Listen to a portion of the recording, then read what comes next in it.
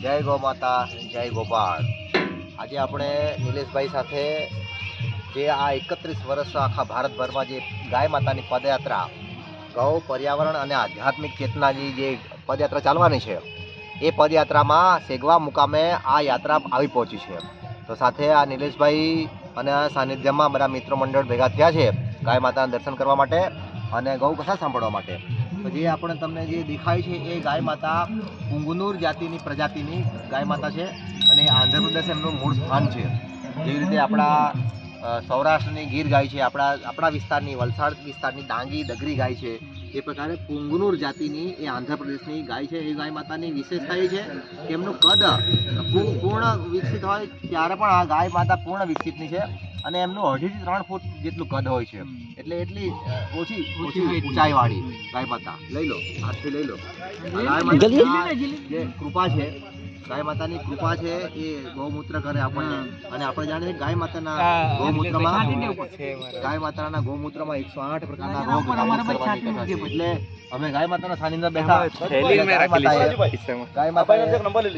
ગાય માતાએ આપણને કૃપા કરી અને ગૌમૂત્ર રૂપે પ્રસાદ રૂપે આપણને આપ્યું।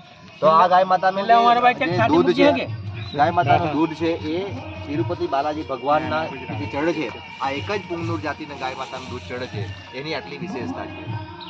એટલે આપણા ગામમાં પણ અને આપણા વલસાડ તાલુકામાં પણ ગાય માતાની એ યાત્રા આવી છે। એ યાત્રા માટે અત્યારે સેગવામાં છે, કોચવાડા જશે અને ત્યાંથી પછી ગળોઈ અને તડકેશ્વરથી પાછો રૂટ થશે। એ પ્રકારે ગાય માતાની યાત્રા આખા વલસાડ જિલ્લામાં ચાલવાની છે। દરેક જણ ગાય માતાના આ જે કથા છે આની સાથે જે સાધ્વી છે માતાજી જે પૂજ્ય દીદીજી છે એ પણ એ ગાય માતાની જે વર્ણન કરશે અને સાથે દરેકના ઘરમાં જે રોગો છે, દરેક ઘરમાં જે વાસ્તુ દોષ છે, જે દુઃખી લોકો છે આજે એ લોકોના દુઃખ આ ગાય માતા દૂર કરવાના છે। પણ કોઈ કહેશે ત્યારે દુઃખ થશે, એટલે એક માધ્યમ આપણા એક સાધ્વી આવ્યા છે, એ આખી ટીમ છે અને એ ટીમના નાતે આપણને ગાય માતાનું મહત્વ આપણને સમજાશે। જય ગૌ માતા। નમસ્કાર મિત્રો, હું નિલેશ પટેલ। આપણા હિન્દુ ધર્મમાં એક કહેવત છે કે 33 કોટી દેવતાઓ જો ક્યાંય એક સાથે મળે તો એ છે ગૌ માતામાં, અને એ ગૌ માતા આપણા સેગવા ગામમાં આવેલી છે।